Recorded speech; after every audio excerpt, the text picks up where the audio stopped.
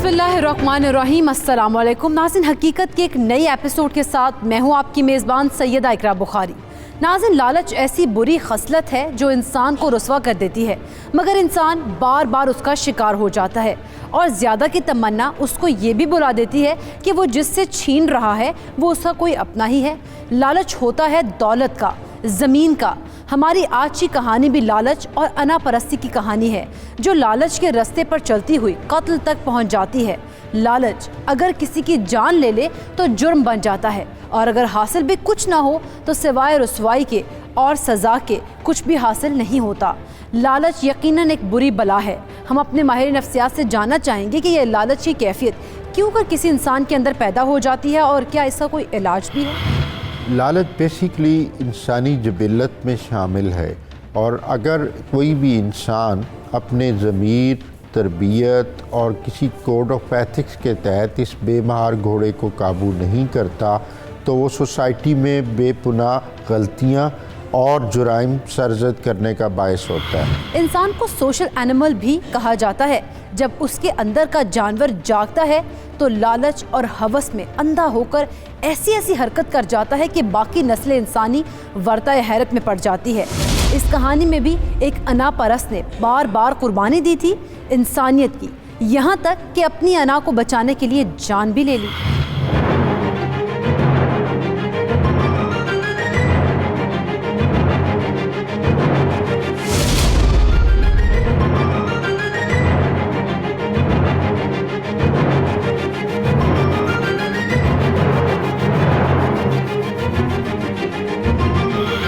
मरने वाली लड़की कौन थी, उसको मारने वाले कौन थे? क्या वो डाकू थे? उन्होंने पहले तसल्ली से लड़की को मारा था, उसके बाद कमरे की तलाशी लेनी शुरू कर दी थी। अगर उनका मकसद लूटना था तो फिर लड़की को मारने की क्या जरूरत थी?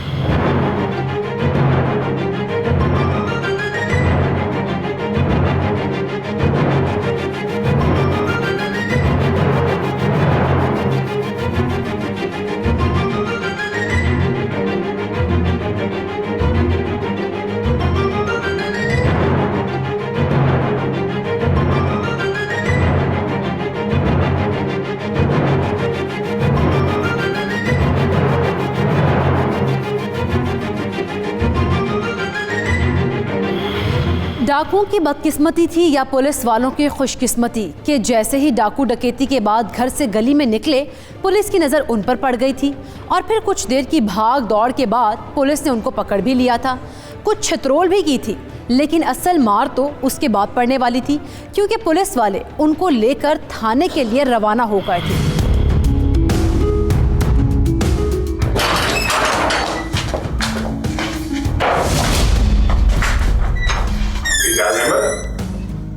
ये किनको ले आए हो? सर, ये दो डाकू गुलशन कॉलोनी डकैती कर रहे थे सर। मैंने रंगे हाथों पकड़ा सर। और खूब इजाजत वर्णन डकैतियां जुर्म करते हो, अपने जिस्म नहीं देखते। गुड जॉब इजाजत, शाबाश। इनसे अच्छी तरह बुलवाओ, अगली वारदातें भी पिछली वारदातें भी। सर आप फिक्र न करें सर, तोते की तरह बोलेंगे। गुड जॉब इजाजत, good job. Thank you sir. चला।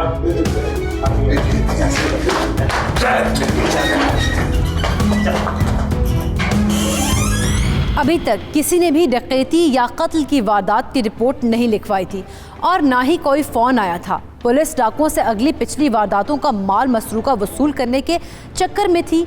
थाने का इंचार्ज अपने एएसआई की कारकर्दगी से काफ़ी खुश भी था।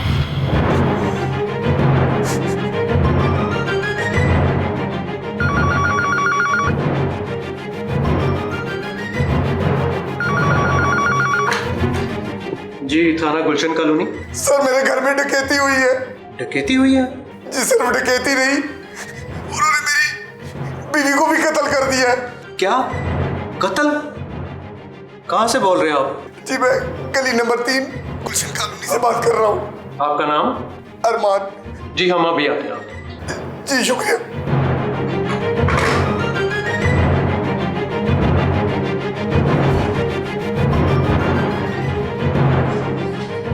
सर, इजाजत, सर गुलशन कॉलोनी से अरमान नामी शख्स का फोन आया है, उसके घर डकैती हुई है। तुमने ये डकैत वहीं से पकड़े है ना? लेकिन सर उस घर में मर्डर भी हुआ सर। क्या मतलब? ये सिर्फ डकैत नहीं, कातिल भी? Yes sir. इजाजत अहमद, फौरन गाड़ी निकलो, सबसे पहले हम जाए वो कुआं पर जाएंगे। इन बदबख्तों को मैं आकर देखता हूँ। ठीक है चलो। पुलिस को किसी अरमान नामी आदमी का फोन आया था जिसके बकौल उसके घर में डकैती हुई थी, जिसमें उसकी बीवी को भी डाकू कत्ल कर गए थे। पुलिस के लिए हैरत का मकाम था कि जिन डाकुओं को उन्होंने सिर्फ लुटेरा समझकर पकड़ा था वो कातिल भी थे। इंस्पेक्टर असद की फर्स्ट तरजीह जाए वकुआ पर पहुंचकर केस को समझना और मुजरिमों के तरीक़ा वारदात को नोट करना था, ताकि सबूतों के साथ वो उन डाकुओं पर केस बना सकें जो अभी तक कत्ल का जिक्र भी नहीं कर रहे थे। क्या पुलिस अपनी तफ्तीश से मुजरिमों से सच उगलवा पाएगी? ये हकीकत हम खोलेंगे, लेकिन एक शॉर्ट ब्रेक के बाद।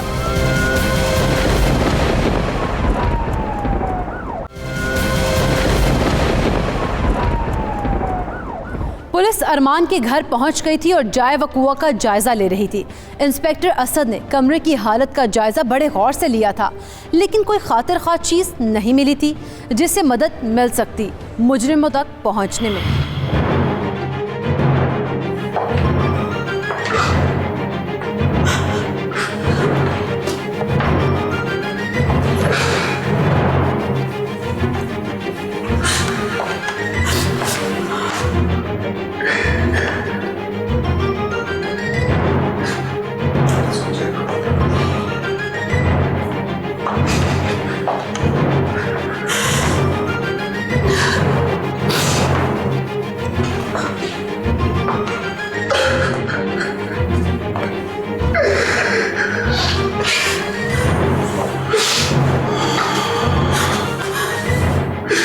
तो आपको यकीन है कि डकैती हुई है?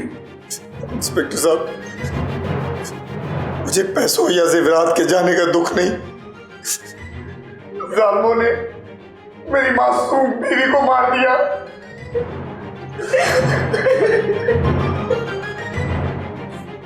देखिए, हम आपका दुख समझते हैं पर बांट नहीं सकते। आपकी किस्मत अच्छी। मुजरिमान जब डकैती के बाद जा रहे थे उस वक्त हमारी एक पुलिस की टीम गश्त पर थी। थोड़ी सी कोशिश के बाद हमने उन्हें गिरफ्तार कर लिया। उन्हें छोड़िएगा मत।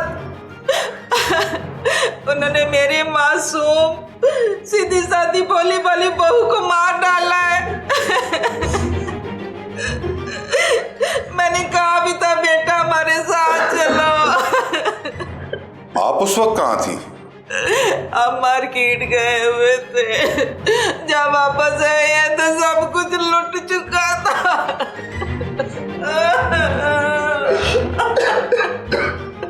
हौसला रखिए, हौसला रखिए। इंस्पेक्टर साहब, उनको कम से कम फांसी की सजा होनी चाहिए। देखिए, केस बनाना हमारा काम है और सजा देना अदालत का काम है। Ijazat Ahmed. Yes sir. Ambulance को फोन करो और डेड बॉडी को पोस्टमार्टम के लिए फौरन भिजवाओ। Okay sir. जाए वकूआ और नुकसान की पूरी तफसील लेकर मेरे पास थाने पहुंचो। Okay sir. अरमान साहब, मेरी पूरी कोशिश होगी कि मैं मुजरिमान को कड़ी से कड़ी सजा दिलवाऊं। शुक्रिया सर। वैसे भी मैं समझता हूं कि ये मुजरिमान किसी किस्म की भी रियायत के मुस्तहिक है। हौसला रखिए।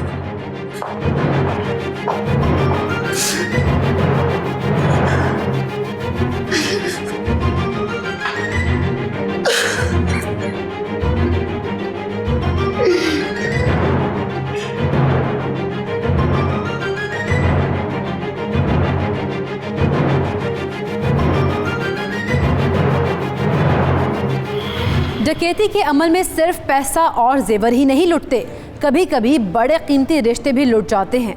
अरमान और ज़किया के साथ भी कुछ ऐसा ही हुआ था। अरमान के लिए उसकी बीवी अहम थी और ज़किया को भी अपनी बहू प्यारी थी। उनको दौलत और जेवर के चले जाने का दुख नहीं था। मुजरिम पुलिस के कब्जे में थे, बस उनका इकरार करना बाकी था और मुजरिम से इकरार करवाने के पुलिस के पास 101 तरीके मौजूद भी थे।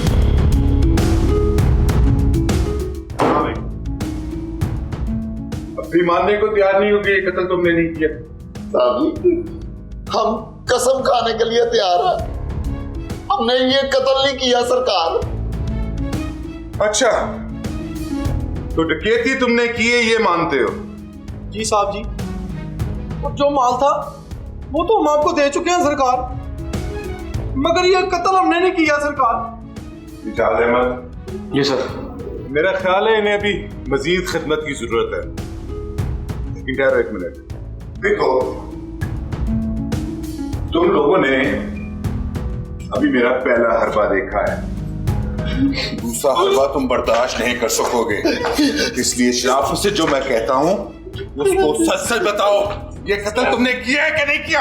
किया कि नहीं किया? किया कि नहीं किया? नहीं सरकार, हमने ये कत्ल नहीं किया सरकार, नहीं किया। मैंने तुम्हें गुलशन कॉलोनी से गिरफ्तार किया था ना? जी गली नंबर 3 की कोठी थी ना जिसमें तुम डकैती कर रहे थे? जी सर, आप ठीक कह रहे हैं, मगर कत्ल हमने नहीं किया। तुमने नहीं किया, तुमने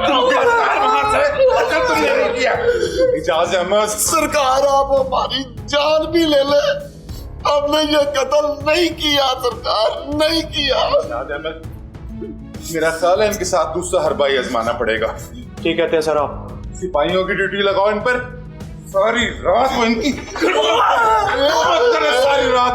सरकार, आप खुद सोचें सरकार, हमें कोई मार खाने का शौक तो नहीं है।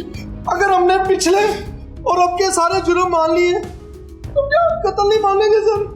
ओए इजाज़ अहमद, और ले जाओ इन्हें, ले जाओ इन्हें, वाला आपने बंद करो, बंद करो इन्हें, वाला आपने।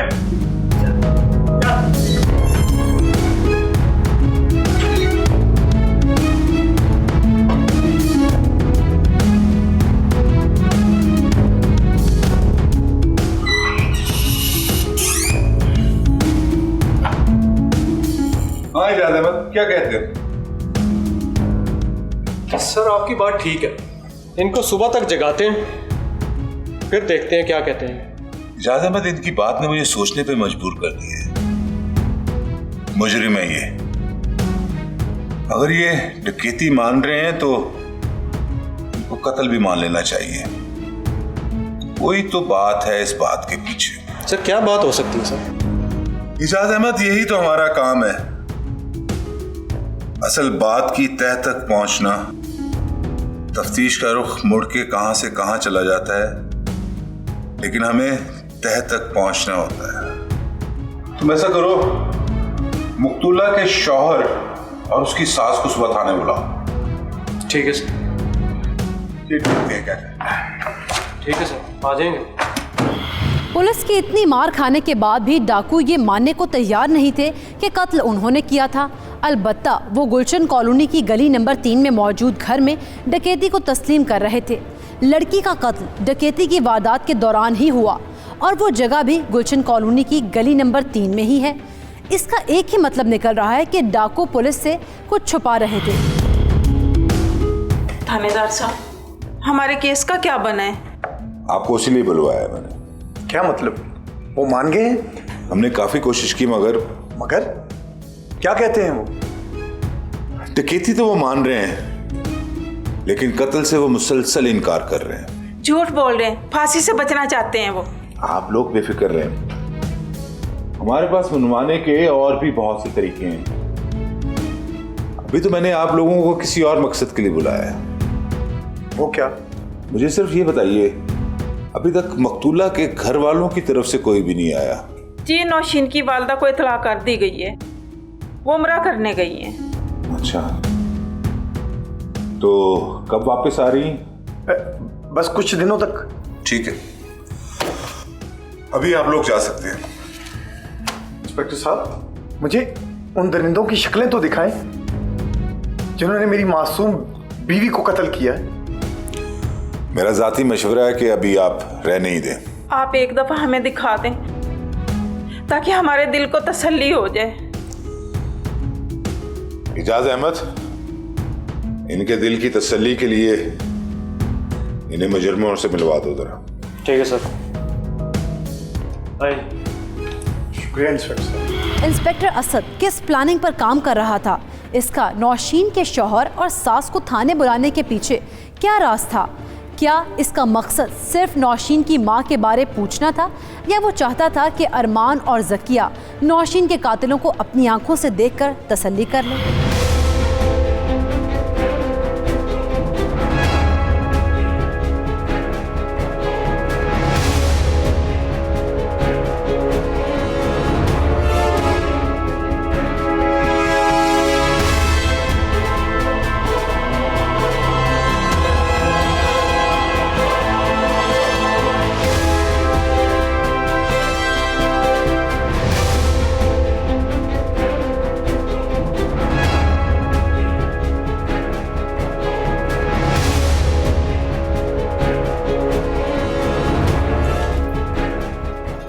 इंस्पेक्टर साहब, आप इस शख्स को दोबारा मेरे सामने ले आए मेरा खून जलाने के लिए। मिस्टर अरमान, तफ्तीश करने का मेरा अपना तरीकाकार है। अगर आपको बुरा ना लगे तो हमें अंदर जाने की इजाजत मिलेगी। तशरीफ लाइए। बॉस ने क्या देख रहा है? वही घर है जहाँ तुमने कार्रवाई डाली थी और बेगुनाह लड़की का खून किया।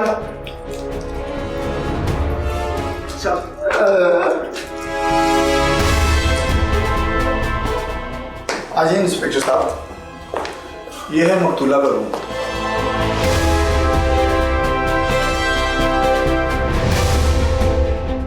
ठीक है अरमान साहब, मैं पूरी तसल्ली करके आपको बताता हूँ। जी शुक्रिया।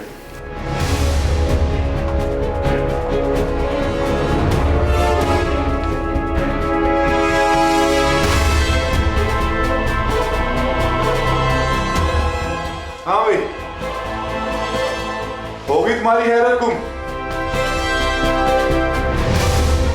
तुम्हारा घिनौना गुनाह पछतावा बनकर तुम्हारी आंखों के सामने घूम रहा है। साहब जी, मैं इस बात से हैरान हूं कि जिसने भी ये कत्ल किया है, अल्लाह करे वो अपने बाल बच्चों को तरसे।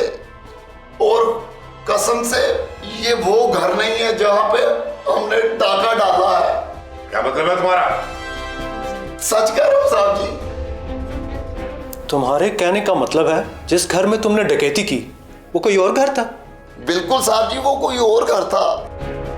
एक मिनट, अगर वो इस गली का कोई दूसरा घर था तो उन लोगों ने अभी तक रिपोर्ट क्यों नहीं दर्ज करवाई?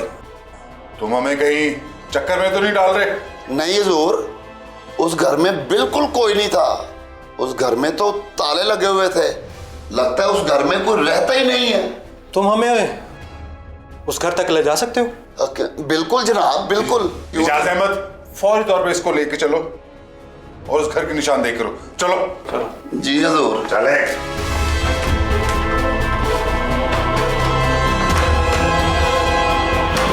कहानी में यहाँ नया मोड़ सामने आ गया था। डाकुओं ने जाय बकुआ पर पहुँचने के बाद इस बात से ही इनकार कर दिया था कि उन्होंने नौशीन के घर में डकैती की थी, और फिर जब पुलिस ने तहकीक व तफ्तीश की तो डाकुओं की बात सच निकली कि उन्होंने नौशीन के घर से 3 घर पहले एक घर में डकैती की वारदात की थी। लेकिन अब यहाँ एक नया सवाल भी पैदा हो गया था कि अगर इन डाकुओं ने नौशीन के घर डकैती नहीं की तो फिर उसको किसने मारा और वहाँ से माल लेकर कौन फरार हुआ? इस हकीकत को अफशा करेंगे, लेकिन एक मुख्तसर से वक्फे के बाद।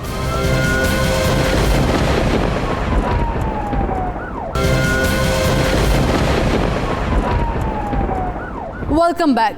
नाज़रीन, ब्रेक पर जाने से पहले हम बात कर रहे थे कि नौशीन के यहाँ उन 2 डाकुओं ने डकैती नहीं की थी और पुलिस अभी तक जिस खुशफहमी में मुब्तला थी कि उन्होंने मुजरिम पकड़ रखे हैं वो भी ख़त्म हो गई थी।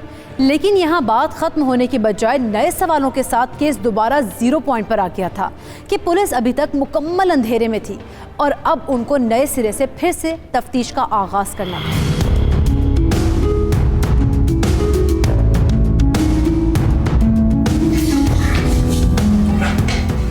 इजाज़ अहमद, उन डाकुओं पे एक दफा और प्रेशर डालो। अगर वो इकरार जुर्म करते हैं तो ठीक, वरना उनकी चार्जशीट तैयार करके उन पे डकैती की FIR करवाओ और अदालत में पेश करो। ठीक है सर, लेकिन सर इस कत्ल केस का क्या करना है? इस पर एक बार फिर सोचना होगा। तुम ऐसा करो, उसके शौहर की तरफ से कत्ल की एक रिपोर्ट तैयार करके रखो। और हाँ, मकतूला की मां पाकिस्तान आ गई? सर आज आ जाएंगे। अब वही एक सोर्स है मेरे पास, वही हमें किसी तरफ लेके जा सकती है। सर आपका क्या ख्याल है, केस किस तरफ जाएगा? किसी तरफ भी जा सकता है। हो सकता है ये सिर्फ डकैती हो, और ये भी हो सकता है कि मर्डर हो, लेकिन उसे डकैती का रंग दे दिया गया हो। मतलब कत्ल किया गया और बाद में डकैती का रंग दिया गया। इसके भी चांसेस हैं, लेकिन इसका एक और एंगल भी हो सकता है। वो कैसा? मकतूला का शादी से पहले या शादी के बाद किसी के साथ ताल्लुक होना, और इसी वजह से उसे कत्ल किया गया। साहब जी को बीवी आपसे मिलने आई है। सर लगता है नौशीन की वालदा आ गई। जो इज्जत से उनको लेकर आओ।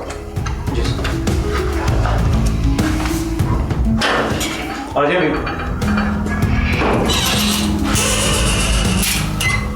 आइए बीबी, बैठिए। सबसे पहले तो आपकी बेटी की मौत पर हमें अफसोस है। बस जी, जो अल्लाह को मंजूर। आपको कभी सहमत ना देता, लेकिन ये वाकया कुछ इस तरह हुआ कि आपसे बात किए बगैर इस पे आगे वर्क नहीं हो सकता था। जी पूछिए। आपकी बेटी की शादी उसकी मर्जी से हुई है? मेरा मतलब है उसे इस शादी पे इख्तलाफ तो नहीं था? नहीं जी, मेरी बेटी ऐसी नहीं थी, उसका किसी से कोई ताल्लुक नहीं था। ससुराल वालों के साथ ताल्लुकात बस ठीक ही थे। देखिए बीबी, कोई भी बात मुझसे ना छुपाइएगा। आपकी छोटी से छोटी छुपाई हुई बात मुझे इस जुर्म की तह तक नहीं पहुंचने देगी। बराए मेहरबानी जो कुछ आपको पता है वो सच सच मुझे बताइए। बस जी, शादी का पहला साल तो बहुत अच्छा गुजरा था।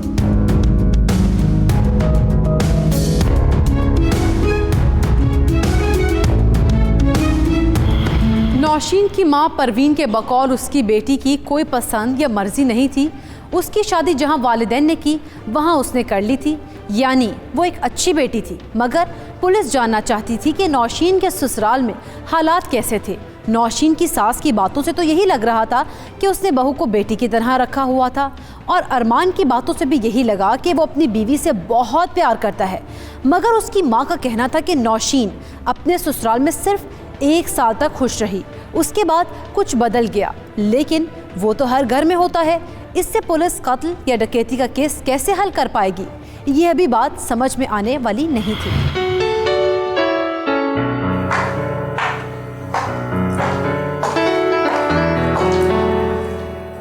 तुम कहीं जाने के लिए तैयार हो रही हो? नहीं खाला जान, कुछ खास नहीं। क्यों, कोई खास काम? अरमान भी आ रहा है, मैंने उसे कह दिया है। आज ना तुम दोनों मेरे साथ डॉक्टर के यहाँ चलो। डॉक्टर के पास? क्यों खाला, हम ठीक तो हैं? हट्टे कट्टे? हट्टे कट्टे होने से क्या होता है? मैं समझी नहीं, आप क्या कहना चाहती हैं? तुम्हारी शादी को 1 साल 1 महीना हो गया है, मगर अभी तक मेरे कान तरस गए पोता पोती की आवाज़ सुनने को।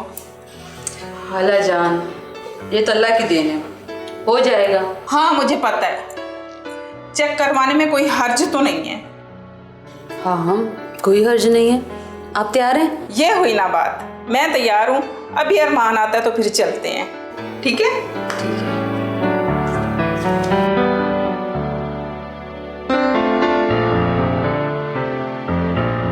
पता नहीं इनको क्या जल्दी है बच्चों की, अभी 1 साल ही तो हुआ शादी को।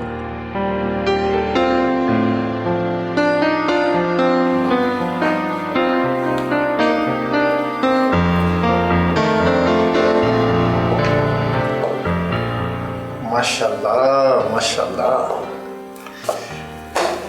आज तो बड़ी खूबसूरत लग रही हो। शुक्रिया। अच्छा, वो अम्मी कह रही थी कि डॉक्टर के पास जाना है चेकअप के लिए। हाँ खाला जान, मुझे भी कह रही थी। आप उन्हें समझाते क्यों नहीं है? क्या समझाऊं, ठीक है तो कह रही है। डॉक्टर के पास जाके चेक करवाने में क्या हर्ज है? तुम्हें कोई शक है? नहीं, मुझे तो कोई शक नहीं है। चलते हैं, चलें। आ जाओ। शादी के पहले साल बच्चे का ना होना कोई अचंभे की बात नहीं थी, लेकिन नौशीन की सास ऐसा क्यों सोच रही थी? क्या उसे पोते पोतियां खिलाने की जल्दी थी या उसके दिमाग में कोई दूसरी बात थी? नौशीन के नज़दीक ये एक नॉर्मल बात थी, इसीलिए उसको थोड़ा सा अजीब लग रहा था। उधर नौशीन का घर वाला अरमान भी अपनी माँ की ज़ुबान बोल रहा था, जो नौशीन के लिए नोटिस करने वाली बात थी। क्या नौशीन की सास और शौहर बच्चा न होने में नौशीन का कसूर समझ रहे थे? डॉक्टर की रिपोर्ट के मुताबिक मेरी बेटी बांझ थी। क्या? मेरी बेटी औलाद पैदा करने के काबिल नहीं थी। सर, इसके बाद तो मशीन का जीना हराम कर दिया होगा उन लोगों ने। हाँ जी साहब, उसका उठना बैठना आना जाना हर बात पर तनकीद की जाती थी। बहुत परेशान थी मेरी बेटी। तुम्हारी बीवी अब बच्चा पैदा करने के काबिल नहीं है, कुछ सोचो। माँ जी, मेरा ख्याल है कि हमें उसे एक मौका जरूर देना चाहिए। उसका इलाज करवा लेते हैं, हो सकता है रब की जात शफा दे दे। ना, तुम्हें बड़ी फिक्र है उसकी। पहले भी तो मैंने ही तुम्हारी शादी करवाई थी ना, तो अब भी मैं ही करवाऊंगी। बस तू पैसों का बंदोबस्त कर। फिक्र की बात नहीं है माँ जी, मैं चाहता हूँ उसे एक और मौका देना चाहिए। डॉक्टर ने बड़ी तवज्जो से चेक किया था, उसके बाद जो उसकी रिपोर्ट आई है उसकी रोशनी में ही उसने जवाब दिया। इसका मतलब कि नौशीन कभी माँ नहीं बन सकती? नहीं। फिर तो कुछ ना कुछ सोचना पड़ेगा। मेरी बात गौर से सुनो। नौशीन की माँ को फोन करो, उसे कहो 5 लाख रुपए का बंदोबस्त करे, वरना हम उसकी बेटी का भांडा फोड़ देंगे। उसके बाद उसका कहीं भी रिश्ता नहीं हो सकेगा। माँ जी, आप भी बड़ी चालाक हैं। अपना तो 1 रुपया नहीं लगाती और बेटे की शादियों पे शादियां करवाई जा रही हैं आप। इसके लिए अक्ल की जरूरत होती है। जैसे मैं कहती हूँ वैसे कर। तो फिर ठीक है, मैं कल ही नौशीन की माँ को फोन करता हूँ और कहता हूँ कि या तो अपनी बेटी की बदनामी के लिए तैयार हो जाए या फिर 5 लाख रुपया मुझे दे ताकि उससे मैं नई शादी कर सकूं।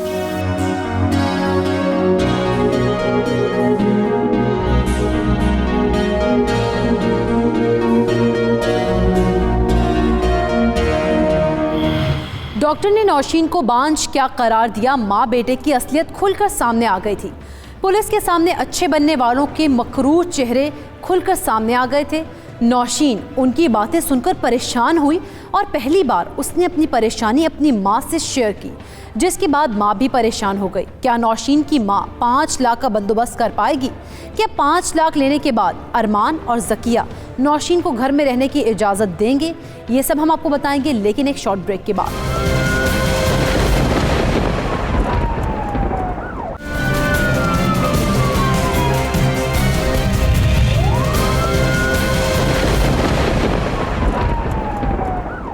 Welcome back. ब्रेक पर जाने से पहले बात हो रही थी नौशीन के बांझपन की। एक औरत के लिए दुनिया में इससे बड़ा दुख कोई नहीं कि वो मां ना बन सकती हो। जब ऐसी तकलीफ या दुख का इल्म हो जाए तो किसी न किसी अपने के कंधे की ज़रूरत होती है ताकि उस पर सर रखकर आंसू बहाए जा सके। लेकिन नौशीन का तो वो कंधा भी ज़माने के साथ मिला हुआ था, यानी कि उसका शौहर। वो भी अपनी माँ की तरह एक मकरूह सोच का हामिल था। माँ बेटा नौशीन को हौसला देने की बजाय उसको तकलीफ देने का सोच रहे थे।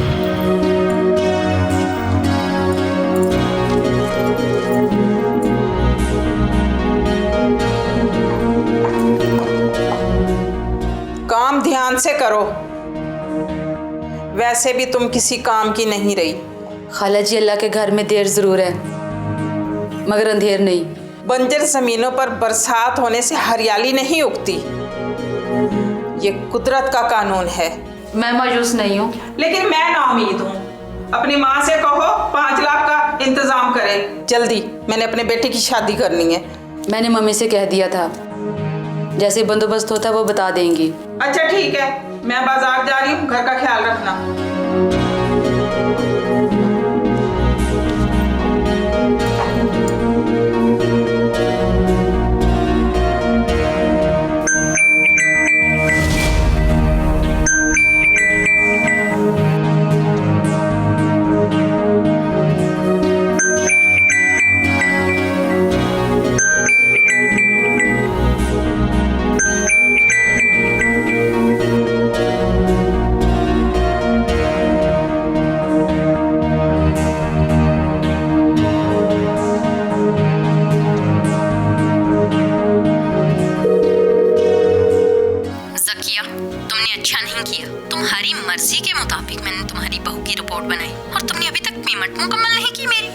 वो असल में देखो, अगर तुमने 1 लाख रुपए मुझे नहीं भिजवाए तो मैं तुम्हारी बहू को बता भी सकती हूँ कि असल में वो बांझ नहीं, तुम्हारा बेटा बांझ है।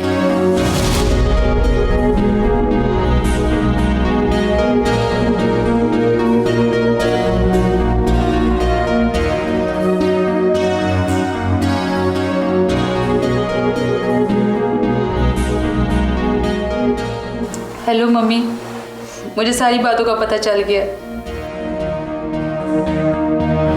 बांझपन की कहानी नौशीन से होती हुई अरमान तक पहुंची थी। ज़किया अपनी अना की तस्कीन के लिए अपने इकलौते बेटे की बार बार शादियां करके और दूसरों की बेटियों की जिंदगियां बर्बाद करके खुश होने वाली एक साइको औरत थी। जुर्म करने के बहुत प्रोफेशनल होने की ज़रूरत नहीं होती, बस दिमाग का नेगेटिव होना ज़रूरी होता है, और ज़किया का दिमाग ऐसा ही था। लेकिन अब बाजी पलट चुकी थी। नौशीन अब डरी सहमी और एहसास महरूमी में डूबी हुई लड़की नहीं थी, बल्कि अब वो पलट कर वार करने वाली शेरनी बन चुकी थी।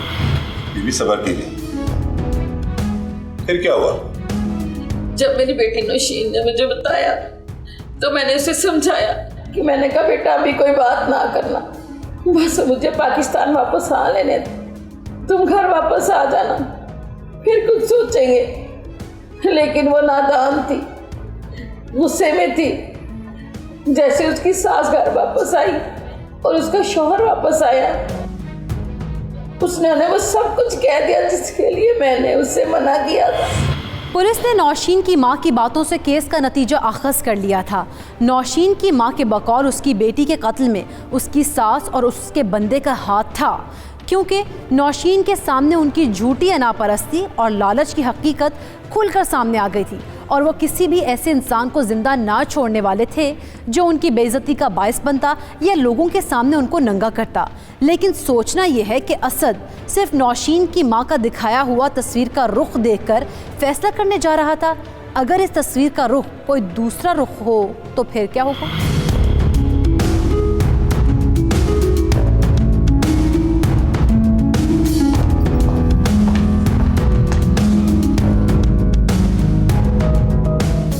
थानेदार साहब, कुछ पता चला? जी, मैं भी वहीं से आ रहा हूं। क्या मतलब, वो मान गए? इसकी मार के आगे तो बड़े बड़े बोल पड़ते हैं अरमान साहब। ये 2 डाकू क्या चीज है? अल्लाह बर्बाद करे इन डाकुओं को जिन्होंने मेरी इतनी प्यारी बच्ची को मार डाला। सर असल पॉइंट पर आए ना। उसी तरफ आ रहा हूं। अब आप साफ साफ बताएंगे या मुझे कुछ और करना पड़ेगा? मुझे सच सुनना है, बता सकते हैं आप? सच मतलब? मतलब ये कि आपने अपनी बहू को और तुमने अपनी बीवी को क्यों मारा? हमने मारा? ये आप क्या कह रहे हैं? आपके पास जो डाकू हैं वो कह रहे हैं कि हमने मारा, तो फिर आपकी तरफ बात क्यों चली गई? जी, क्योंकि तमाम वाकयात और शवाहिद आप लोगों के खिलाफ जा रहे हैं। हमारे खिलाफ? क्या मतलब है? जब केस हल नहीं हुआ सोचा शौहर और सास को लटका देते हैं। डॉक्टर रुमाना को तो जानती होंगी आप। डॉक्टर रुमाना? हाँ, वही डॉक्टर रुमाना जो भारी मुआवजे के एवज आपकी बहू की रिपोर्ट आपकी मर्जी से बनाती थी। इस वक्त वो हमारी हिरासत में है। वो तो सब कुछ मान चुकी है, अब आप भी मानेंगे या मैं कोई और तरीका अपनाऊं? नहीं नहीं इंस्पेक्टर साहब, आपको ऐसा कुछ नहीं करना पड़ेगा। मैं आपको सब कुछ सच सच बता देता हूं। उस रात जब हम मार्केट से वापस आए तो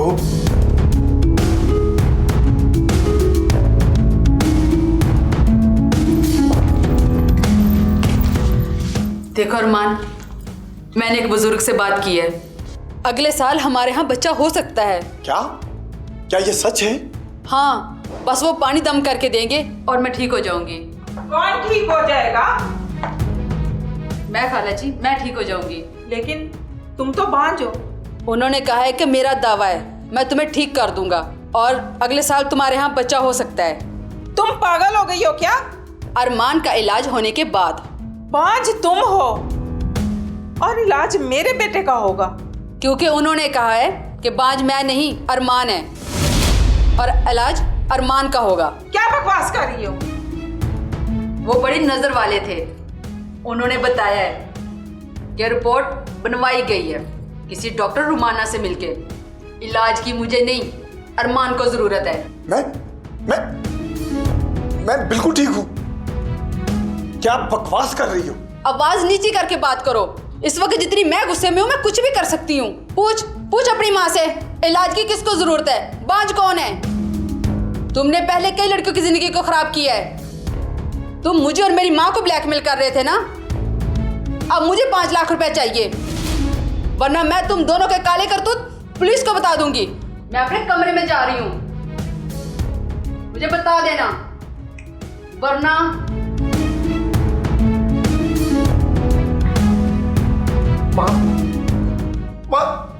माँ मेरा दिल कर रहा है मैं खुदकुशी कर लूं, अपने आप को मार लूं। तुम क्यों खुदकुशी करोगे? किसी को क्या पता है कि तुम्हें क्या मसला है? नौशीन सारी दुनिया को बता देगी। मैं माशरे में मुंह दिखाने के काबिल नहीं रहूंगा माँ। मरे तुम्हारे दुश्मन, अगर बताने वाला ही ना रहे तुम्हें कोई मसला तो नहीं है ना?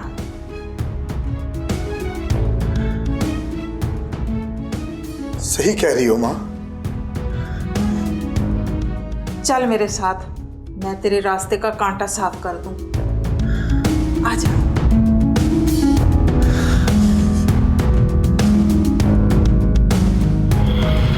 तो आपने सोचा आप पुलिस को चक्कर देने में कामयाब हो जाएंगे। बीबी, शक तो मुझे पहले दिन ही हो गया था जिस दिन मैंने आपके हाथ पे पट्टी देखी थी, लेकिन सिर्फ ठोस सबूत की तलाश में था मैं। सर बंद कर दो इनको।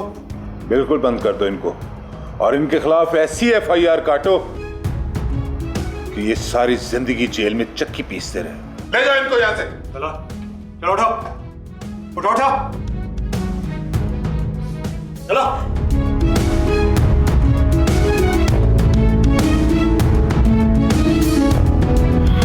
नाज़िन, ज़किया अपने बेटे को और अपनी अना को बचाने के लिए जुर्म पर जुर्म करती चली गई। 2 मासूम लड़कियों की जिंदगियां बर्बाद की, एक को तलाक देकर और दूसरी की जान लेकर, मगर अंजाम फिर भी बुरा हुआ। इसीलिए हमेशा उन लोगों के साथ अच्छा सलूक कीजिए जिनसे आपका वास्ता है, उन्हें खुद से बेहतर मुहैया करने की कोशिश करें।